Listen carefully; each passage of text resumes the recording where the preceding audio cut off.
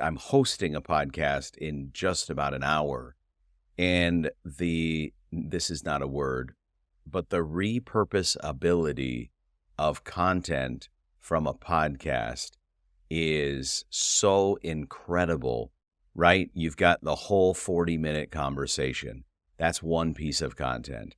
And then with AI or editing through like a CapCut or a DaVinci Resolve or an Adobe, you've got 40 minutes of content, and you can probably pull out no less than 10, 30 to 90-second pieces of video content that are really great posts on social.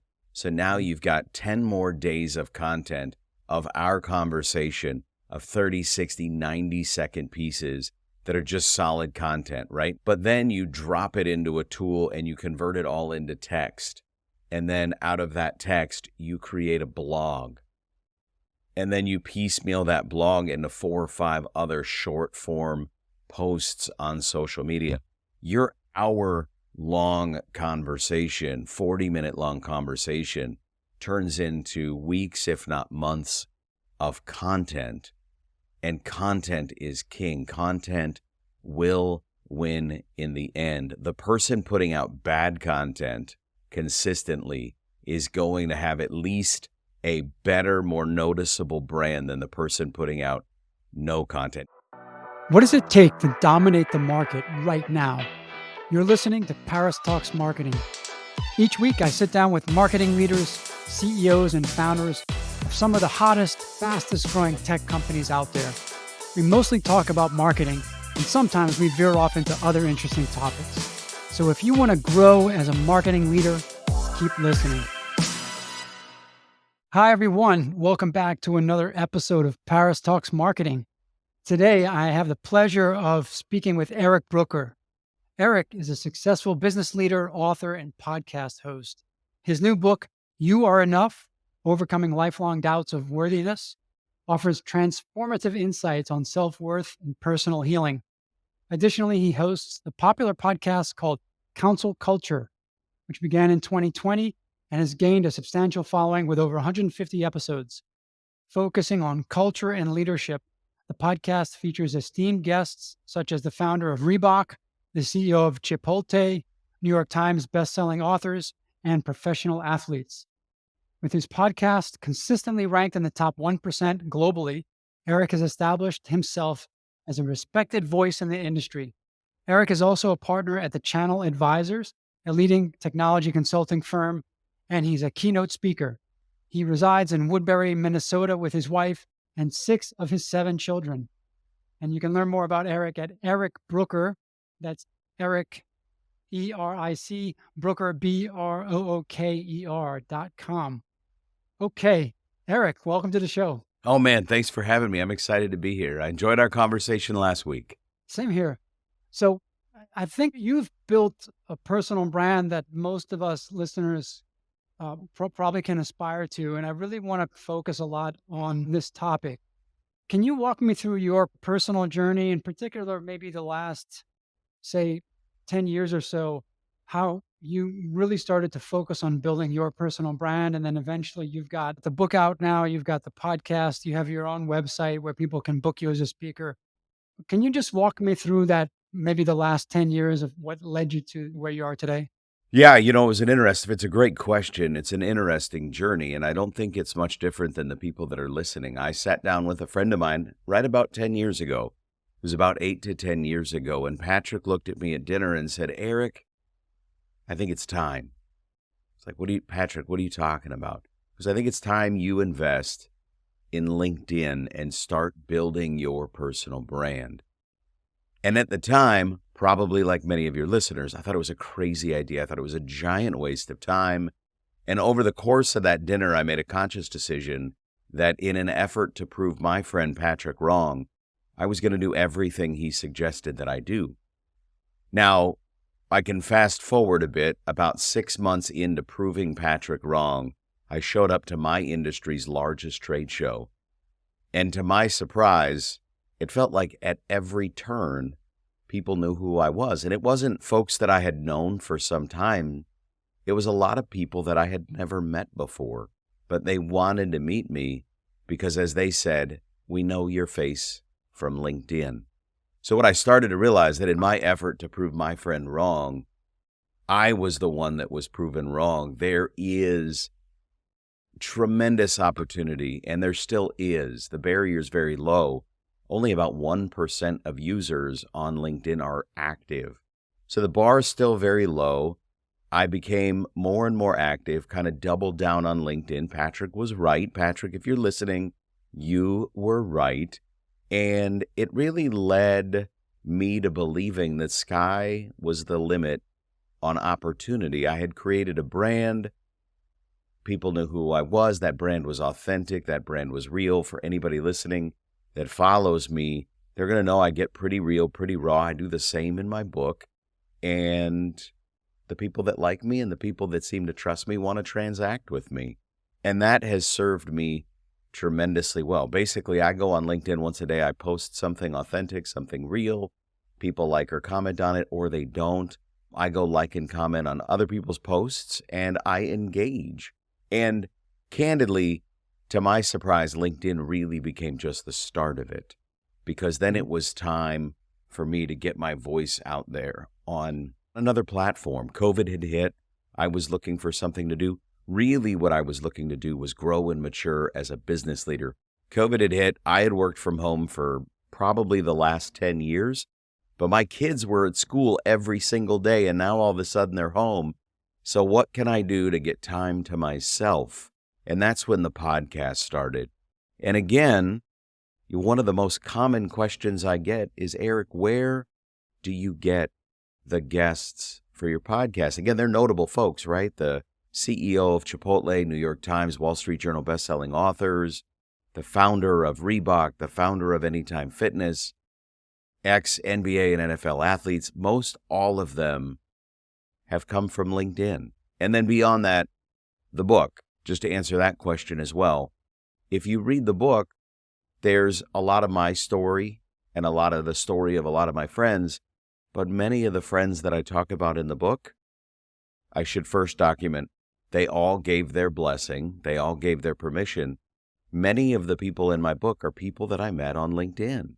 So I've built a brand on the backs of a free platform, and there's ways in which over the course of time you get away from LinkedIn a little bit, but I'm still very active on LinkedIn because it's done tremendous things for my career. And I can attribute, just to put a dollar figure to it for the skeptics, I've done over $30 million in business on this platform. How do you calculate that number, 30 million? Yeah, so LinkedIn's a tough one to calculate. I think you got to use your CRM and you got to document where engagements come from.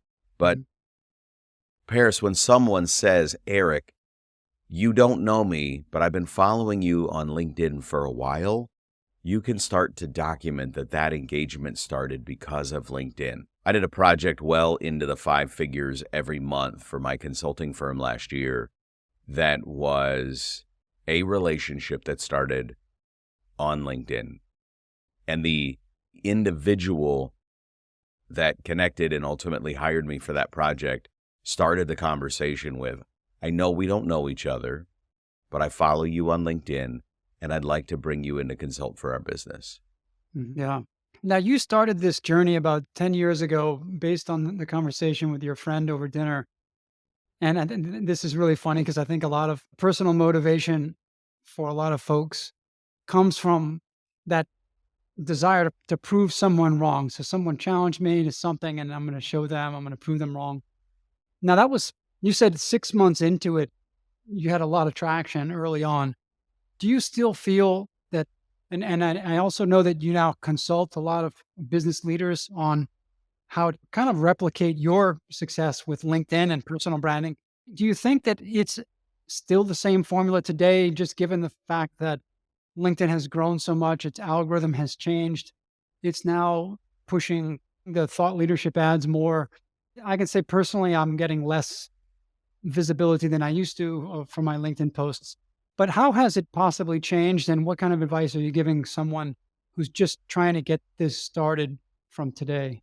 So it's easy to think of the things like the algorithm and some of the changes, and there's more users, but the number 1% is where I lean in. Again, 1% of the 200 to 300 million people on LinkedIn are active. So again, the bar is very, very low. Yeah, absolutely. The algorithms change. There's ebbs, there's flows where people aren't looking at your LinkedIn, where you're not getting the likes and comments or the impressions that you want.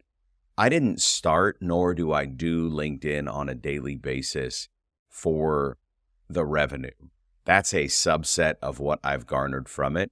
I do it for the relationships. It affords me a tremendous opportunity to build and establish relationships and network with people that I otherwise would have never met. I never would have met the founder of Reebok. I never would have met John O'Leary or Nate Randall or some of these other individuals that are in my book if it weren't for LinkedIn. And I'm grateful, not just that they participated in the book, I'm grateful for their friendship. I'm grateful for their support. I'm grateful to have had them on my podcast. The calculation, the effort, the work is very simple. Put 30 to 45 minutes in every single day on LinkedIn. Post at 10 o'clock your time, a.m., every single day.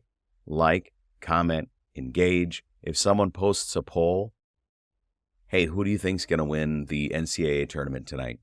There's two options, but likely the person asking the question didn't give an answer. So pose a question in the comments section. Paris, I just voted. Who do you think's going to win? Engage with people. Ask thought-provoking things.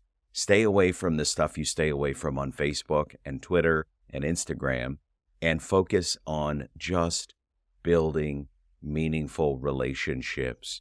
Again, post once a day, engage, comment, like, all the things. And my biggest frustration, because I actually teach a course on how to effectively use LinkedIn. I do it for business owners. We manage company pages.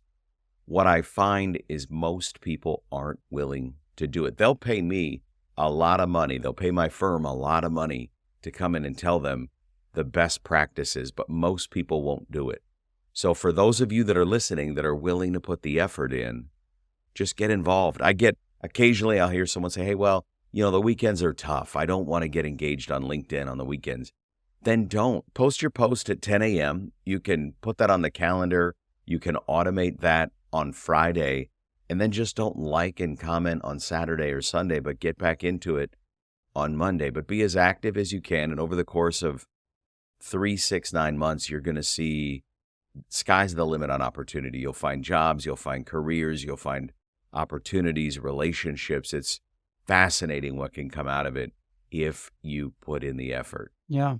So if I wanted to establish, if I was ready to block 1 hour a day from 10 a.m. to 11 a.m., I'm going to start that daily routine with a LinkedIn post, and then I'll spend the rest of my time trying to engage. Can we drill down a little bit deeper? Let's start with the post itself, because I'll tell you something that I struggle with. There was a time when I was posting almost daily, and then I've slipped in recent months, and now I'm probably a good week could be 2 or 3, but I'm not at the daily. A lot of the reasons for that would be that some days I simply either lack the inspiration, or I feel like I do have something to say, but I've said it before and I'm just going to repeat myself. And the audience is going to maybe going to tune out because they've seen this before and I'm saying the same thing, maybe in a slightly different way. And that's my biggest roadblock right now, preventing me from daily. But how would you help someone like me overcome that and reestablish the daily discipline? Yeah, so a couple things come to mind. ChatGPT is a great tool. Don't use it to do your homework. Use it to help you start your homework. You can create your own instance. Anybody's welcome to call me, reach out to me, email me. I can walk them through how to build your own ChatGPT instance. It's free and it's well worth it. Basically, you train ChatGPT to think like you based on content that you have built over the years.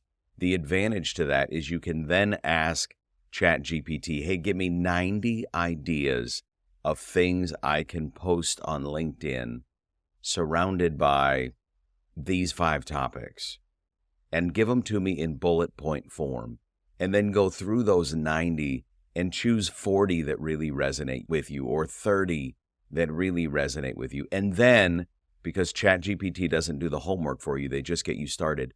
Then frame out the post itself based on those 30 ideas that you took from ChatGPT. So again, you're building out the content. The other thing, a couple of other things. First of all, I've got a timer. I use it in 15-minute increments. Instagram sold it to me. I'm sure all of you have seen it. I don't do the 10 to 11. I do the 5-minute here, the 5-minute there, the 15 minutes here. And I invest over the course of a day, maybe an hour on LinkedIn. But to do it for an hour is daunting, especially if you've been away from it for a while or you've never engaged. So now you've got 30 days worth of content. ChatGPT gave you brilliant ideas. You have created the content on your own from those ideas. They basically helped you think through what your next 30 days are. And the other thing, maybe I'll end with this, and this was interesting because it was a post on LinkedIn just the other day. Nobody remembers what you posted yesterday, let alone what you posted 6 months ago. Post it again. Go back 6 months. Don't post the exact same thing.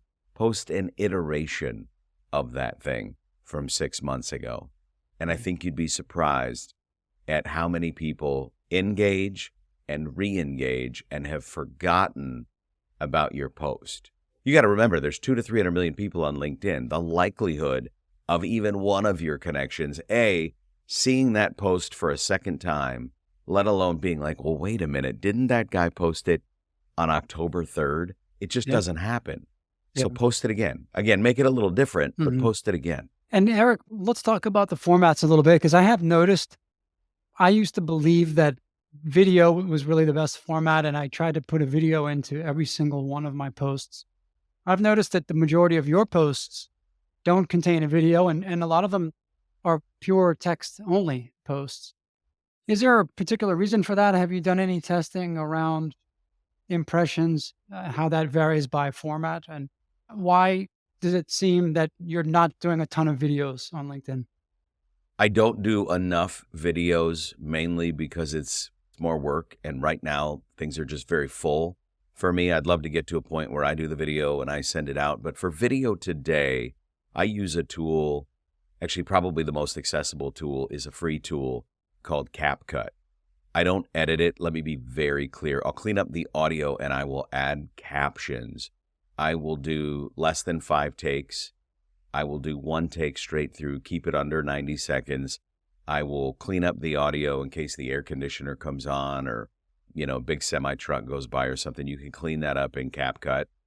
And then I'll add captions. If you're going to add captions, make sure the captions are correct, meaning AI will insert captions, and oftentimes when you say something like a name, Paris or Eric or Sean, it will misspell some of those things. You can clean that up. Candidly, what I do works for me. Every once in a while, I will insert video. What I have found is that video does okay, but it does better on other platforms. So I stick to what works. I think the old adage of a picture is worth 1,000 words. I add a picture as often as I can. Occasionally, I will post an article. I've done a handful of articles lately. But again, I see that the articles, you got to click into the article. And so you got to have a really giant hook to draw someone in to invest in clicking in that. And I find that more people just read short form content. Again, I need to do more videos, but it's time consuming and life is full right now. So I do what I recommend, which is do what you're capable of. Yeah. I think also what I'm noticing, I'm checking out CapCut. This looks like a great tool. Do you also support any of your content with LinkedIn ads, or is it all organic? All organic. Yeah, all organic. I've done some A/B testing with ads, and I just haven't seen the fruits of paid advertisement. What do you think is a good strategy for a business on LinkedIn? And I'll clarify that a little bit, because we've supported lots of clients, both with their personal brands on LinkedIn and company brands.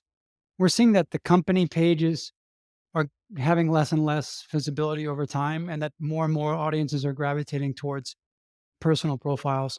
And so, to the extent that we are now recommending that you promote your best content through the personal profiles of the C-level leaders in the company.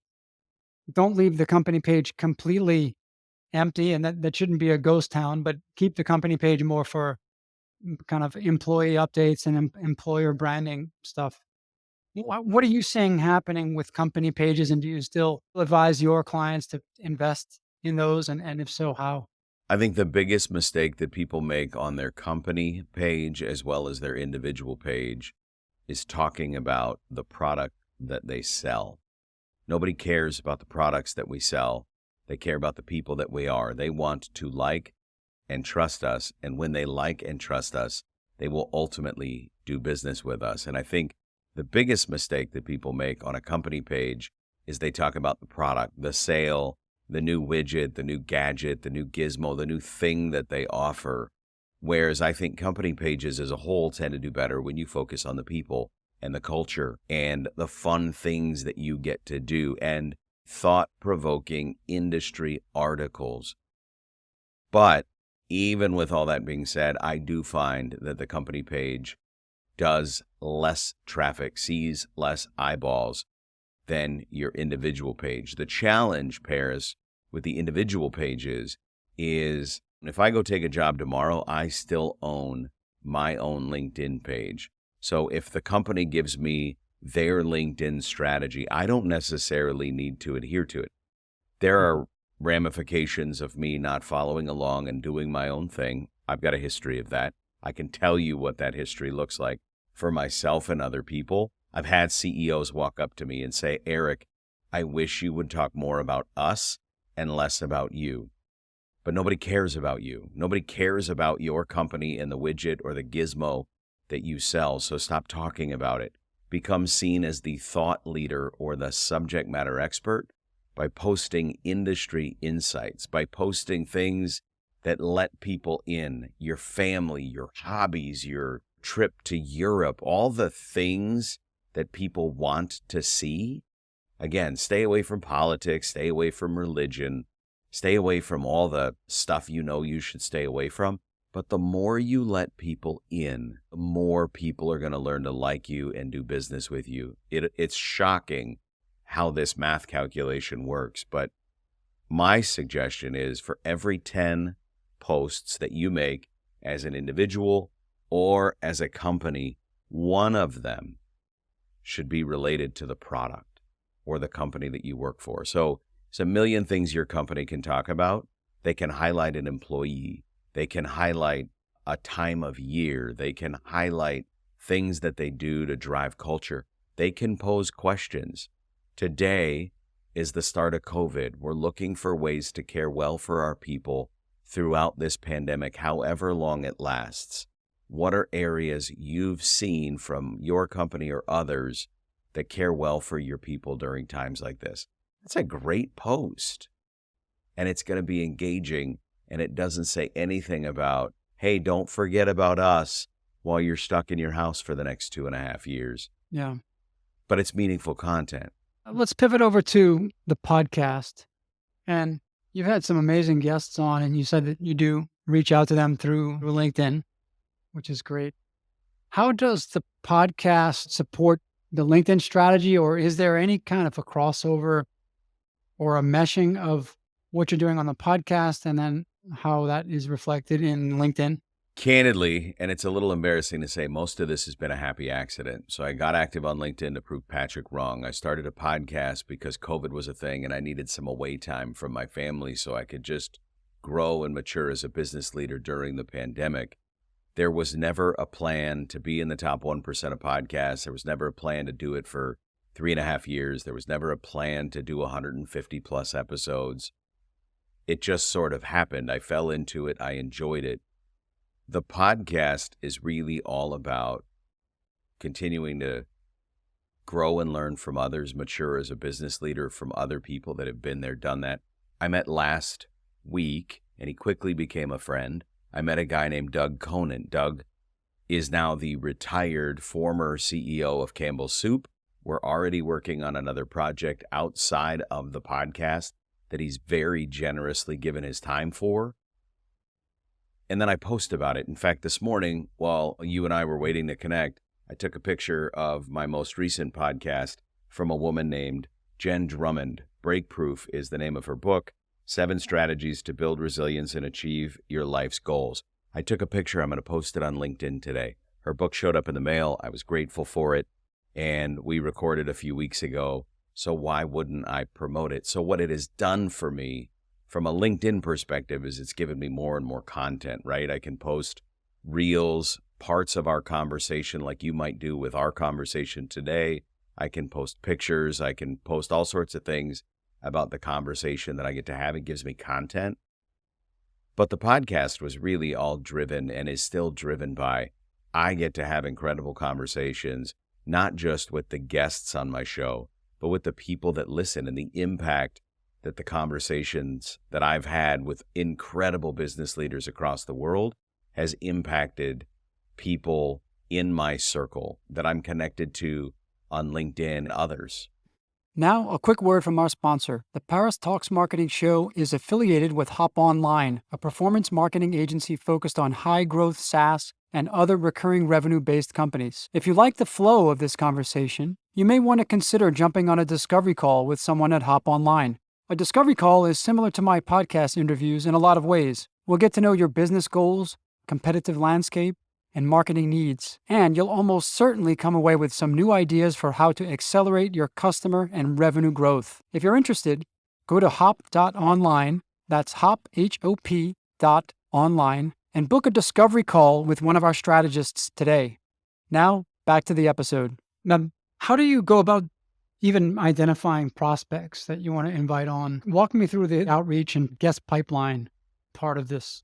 The pipeline's an interesting one. So I've got, 15 or 16,000 followers on LinkedIn. I've been methodical. You'll find people with 60, 70, 80, 90,000 followers, 150,000 followers. I've been really methodical about the people I connect with. If I don't see me helping you or you helping me in the next 6 months, I don't want to connect with you, because ultimately I want all of my relationships to be somewhat mutually beneficial. So I don't engage, and I get a lot of them. I don't engage with BDRs in India. I don't engage with podcast promoters in Bangladesh or in the Philippines. There seem to be a lot of them that try and connect with me. There's no value in that relationship. There's no value in that connection. I don't want to waste their time, so I just click the decline button. I find most of my guests from the people that I connect with. I'm now connected with hundreds, if not thousands, of thought leaders and authors and keynote speakers across the world. I go to conferences. I connect with people on LinkedIn. I follow people on LinkedIn. I get recommendations of people that I should connect with. And I struggled mightily to get out of the gates. Now, historically, I've been a very successful salesperson or sales leader over the years, and I was totally dumbfounded why getting a big-ish name was really hard for me. And I would get those names. I mean, one of my favorite guests is a guy I found at Target. I bumped into his book at Target. I reached out to him on LinkedIn, and ultimately we connected. He's been on the show twice. We exchanged emails last week, maybe a couple of weeks ago. Super nice guy. But all that being said, I changed one word. We talk about the little things. In fact, I write this in my book. The old saying, the little things mean a lot. I don't think that's true. The little things mean everything. I used to tell people, Paris, if I'm prospecting for you to come on the show, Paris, I host a podcast. It's in the top 1% of all podcasts across the globe. We've had guests like this. Here's my media kit. I'd love for you to come on the show. I would never hear back. These guys are busy, right? They're super successful. Jen just pushed out a wildly successful book. She's on the Today Show. She's on big, giant, huge name podcasts. And who am I to get her on my show, despite a nice formal media kit and a nice email and all that? I changed one word. I don't host a podcast anymore. I host a successful podcast. And as soon as I added that word, successful, people came out of the woodworks. Now I just email people, hey, I host a successful podcast. Here's what it's about. Here's the media kit. I'd love to have you on the show. Someone asked me, a friend of mine was asking me a similar question to what you just asked. and said, well, who determines if that word successful is true? I said, well, I mean, I'm in the top 1%, so I think that's successful. But ultimately, I determined it as a successful podcast. So I think it's a true statement. I push that out.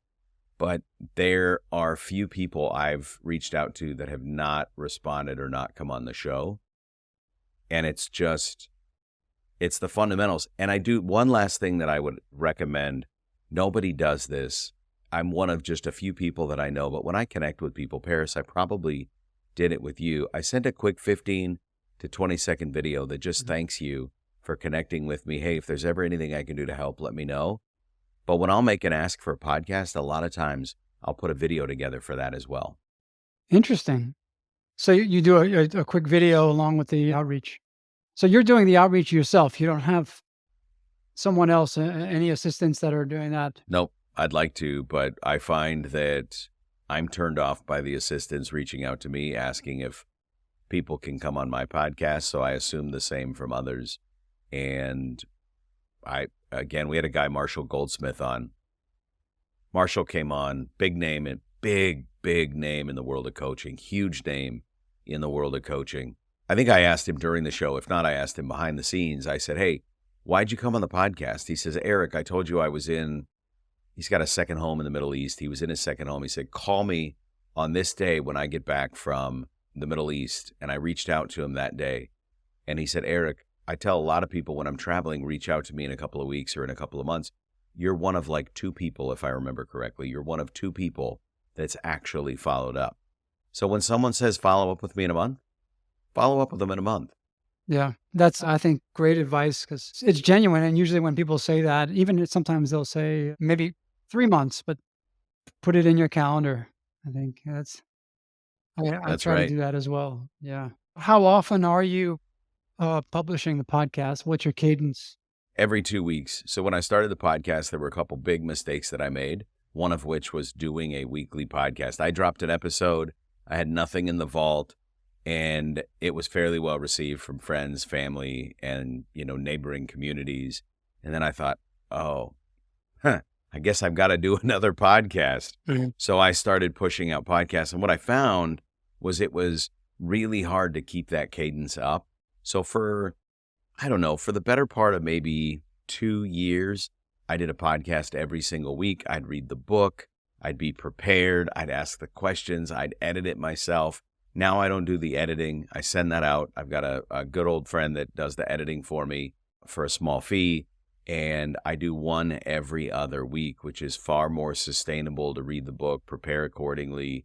It's what works for me right now. You say read the book. Are most of your guests published authors? I'd say probably 80 to 85% of the people that I interview, they've written a book or they've done other podcasts that I want to listen to in preparation. But I felt like some of the big names that I had on initially, if they were going to come on my podcast, I could do them the courtesy of preparing accordingly.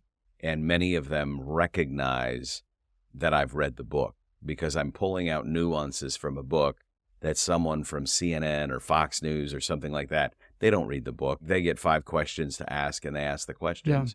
The people I have on the show recognize that I've done the homework, which is why I continue to do it. Yeah. Yeah, absolutely. People will certainly pick up on that. And what are some of your favorite podcasts? What are you listening to? Well, this is actually one of my favorite questions. You talk about things that I posted on LinkedIn in the past that I could probably repurpose and do again. I was asked on a podcast that I was a guest on, what is your favorite podcast? And I have to admit, I don't listen to podcasts. It's not something that I've gotten into. My son will give me a podcast to listen to from time to time. There are a couple folks that I've had on the show that I've become friends with that I follow. Sage Steele, as an example, I follow her on social and I enjoy the content that she pushes out. Ryan Leake is someone that I follow. I've had on the show a couple of times. David Horsager has become a good friend. These folks are just pushing out really meaningful content. And when they're on a podcast, I will listen. But generally, it's got to be the guest that really draws me into the show, not the host. And I think that's the same draw for people that listen to my show. They like the topic and they join for the topic.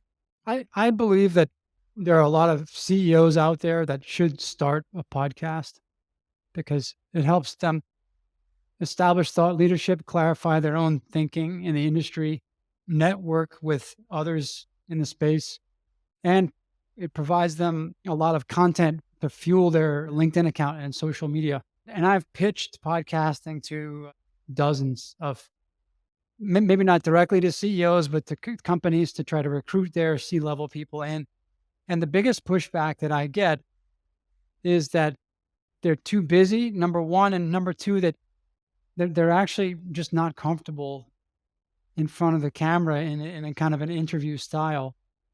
And my belief is that everyone is uncomfortable at first, especially I'm like you, I'm close to 150 episodes.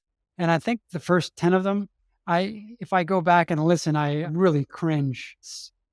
It's awful. I hate the sound of my own voice. I stumble. There's awkward pauses. I don't like the questions that I ask. And I think that you've got to get through this uncomfortable, awkward phase in order to find your voice. And I think that's the barrier for a lot of people is they're not willing to go through that and they don't have enough confidence that they're going to be ultimately good at doing this. I assume that you also probably get that kind of resistance from the people, the clients that you're coaching. Do you get that also, that same resistance? And how do you help people to overcome that and actually take that first step to try to get the first episode up there? Yeah, so podcasts are a funny one to me because, in fact, I'm hosting a podcast in just about an hour. And this is not a word, but the repurpose ability of content from a podcast is so incredible, right? You've got the whole 40-minute conversation. That's one piece of content. And then with AI or editing through like a CapCut or a DaVinci Resolve or an Adobe, you've got 40 minutes of content and you can probably pull out no less than 10, 30 to 90-second pieces of video content that are really great posts on social. So now you've got 10 more days of content of our conversation of 30, 60, 90-second pieces that are just solid content, right? And again, don't do a ton of editing, clean up the front, clean up the end, and throw a little music on. And that stuff's easy. But then you drop it into a tool and you convert it all into text. And then out of that text, you create a blog. And then you piecemeal that blog into 4 or 5 other short form posts on social media. Your hour-long conversation, 40-minute long conversation, turns into weeks, if not months, of content. And content is king. Content will win in the end. The person putting out bad content consistently is going to have at least a better, more noticeable brand than the person putting out no content. Maybe not bad content, but mediocre content. So you're probably not great at it, but the people that are out there that do this for a living, Joe Rogan probably wasn't great right out of the gates. This is the same advice I give people with LinkedIn. Just start. Just do something. All right, Eric, this has been fantastic. And I think we can go on a lot longer, but I do have to wrap up here. And can you just tell the audience where's the best place to find you and connect? Yeah, so everybody connect with me on LinkedIn. Maybe that'll be in the show notes, but I'd love to connect with you on LinkedIn. Let me know in the invite that you found me from this show. You can always reach out to me on, again, LinkedIn. My website is ericbrooker.com. We've got a business website that does a lot of this consulting for folks, and that's thechanneladvisors.com. But either way, it was great coming on the show, Paris. I appreciate the time today. Thanks, Eric. Thanks for the time. I really appreciate it. Another great episode in the books. Hope you enjoyed it. If you want to get notified when future episodes drop, be sure to subscribe to Paris Talks Marketing on your favorite podcast player. And to learn more about our growth marketing agency, visit hop.online. That's hop, H-O-P.online. Have a great day.